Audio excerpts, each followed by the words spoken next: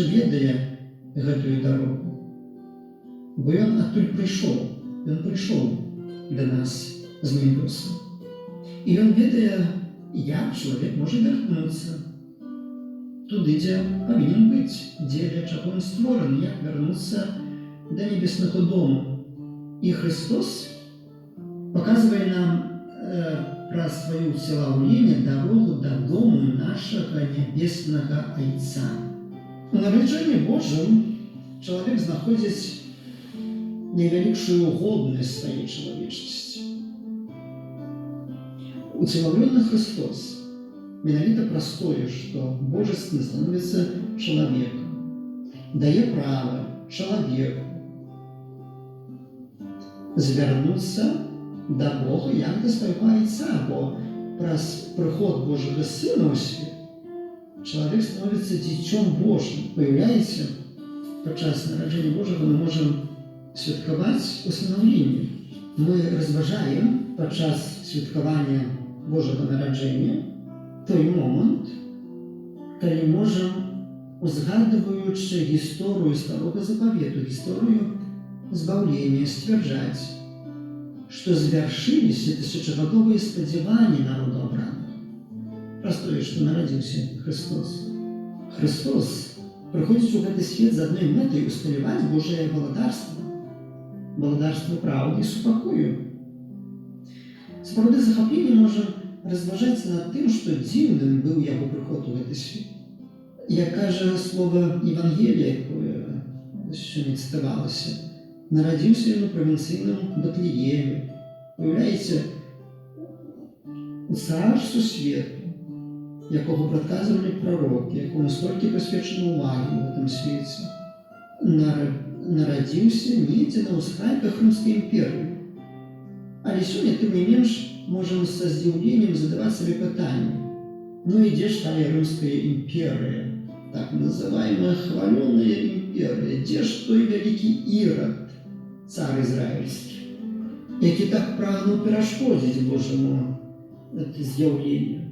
Ведаем, што, каб не дазволіць прыйсці Хрысту ў гэты свет, Ірад нават пазабіваў усіх хлопцаў, якія больш-менш нарадзіліся ў гэтым часе.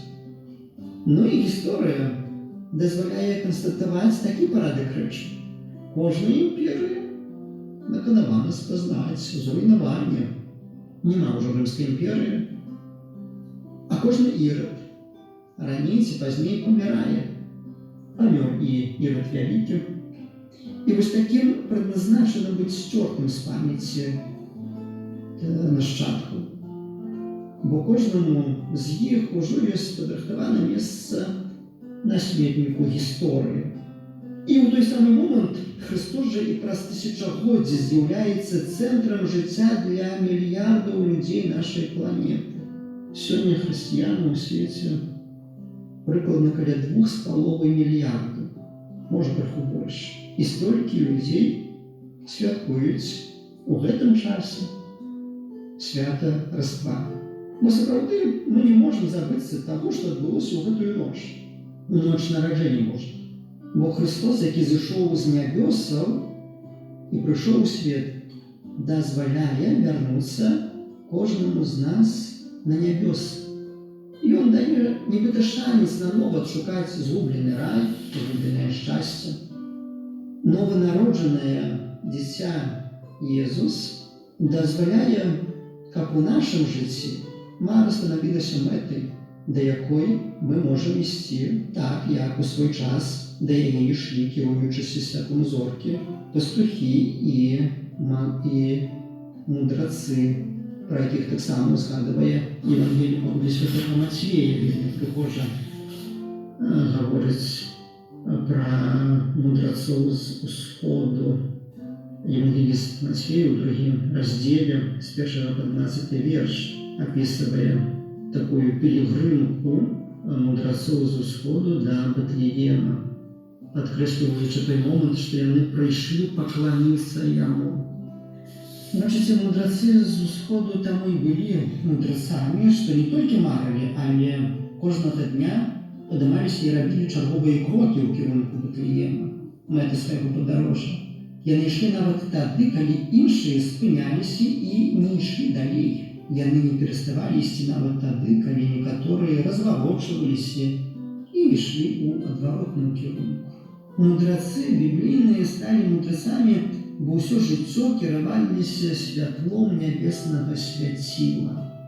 І евангеліст Мацвей узгадывае пра гэта небеснае свяціла, сёння называем гэта свяціла як Вифлеемскай зоркай. Менавіта кажа так, і вось зорка, якую яны бачылі на ўсходзе, ішла перад імі, пакуль не прыйшла і не стала над месцам, дзе было дзіця. Убачыўшы зорку, яны вельмі узрадаваліся. Увайшоўшы ў дом, яны бачылі дзіця з Марыяй, маці яго, і ўпалі і пакланіліся яму. І адчыніўшы скарбніцы свае, даравалі яму дары золата, кадзіла і міру. Евангелія пераконвае нас, калі параўноўваць урывак вось гэта з Евангелія Павла Святого Мацвея, раздзел 2, і ранейшы, які сёння гучаў з Евангелія Павла Святого Лукі, які апавядае пра пастухоў і мудрацоў. Евангелие пераконвае нас, што перад Богом усе мы роўныя. Бачыце, Бог ёсць справядлівы, і таму таксама пастух і кароль, кожны мае права дайсці да свайго шчасця. Пастухі з Вифлеема перамаглі свой страх і таксама прыйшлі пакланіцца Ісусу. Евангеліст Лука узгадвае, што на пачатку пастухі перапалохаліся, але пасля узмоцненыя настаўленнем анёла, які казаў, анёлы сказалі: не бойцеся, яны пашлі у Вифлеем. Сапраўды мы, хрысціяне, ганарымся, што Бог даў нам веру, бо дзякуючы веры сёння можам святкаваць нараджэнне Христовае. Мы, як кажа той прарок Ісая, як народ, які хадзіў у цемры, убачыў святло вялікае, і над жыхарамі краіны смяротнага цення зазяла святло. Шановныя, заканчваючы наша разважанне пра нараджэнне Божае, адкрыслаючы гістарычны кантэкст, як гэта свята паявілася, кранаючы таксама крыніцы гэтага свята, чытаючы урыўкі Слова Божага з Евангелія, хацелася таксама напрыканцы яшчэ зацытаваць некалькі слоў, не мною напісаных і прыдуманых, але словы вельмі прыгожыя. Гэта словы вершаваныя, гэта паэтыцкія словы нашай славутай землячкі, паэтэсы, пісьменніцы Ларысы Генніш. Яна напісала ў свой час цудоўнейшы верш «Святы вечар». І вось крыху, няхай на хвалях Радыё Марыя з'явіцца такой атмасферы святочнай, казачнай нават. Бачыце, слово можна параўноўваць з казкай, але гэта казка, якую не выдумаў чалавек, але гэта Бог зрабіў казку за жыцця кожнага чалавека, які верыць у Хрыста.